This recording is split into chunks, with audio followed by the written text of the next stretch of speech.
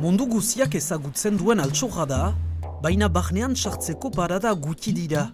2002 urteaz geroztik etxia, Zokoako gotorlekua gaur Euskal Hirigune Elkargoaren jabegoa da.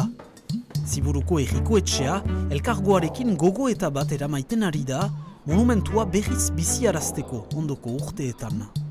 Eraikin bat da, baina eraikin hortan hainbat eraikin txiki bat dira, beraz izanen dira elkarteak, izanen da ondarearen inguruko valorizaziorako gune bat, berdin ere ingurumenaren inguruko ardatz bat ere lantzen alko iltzateke ikusiz bere lekuai, hau da Ziburuko badia eta itsasoaren arteko lotura da, Lapurdik kostaldeko monumenturik famatuenetariko bat, eta merezi du ezagutaraztea.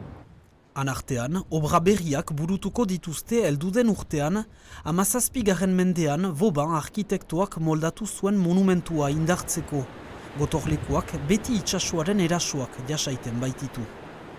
Hau 2019an berriz egin ziren, obra guzti hauek. Hor uretik babesteko, eta 2026an egingo dienak dira hauek.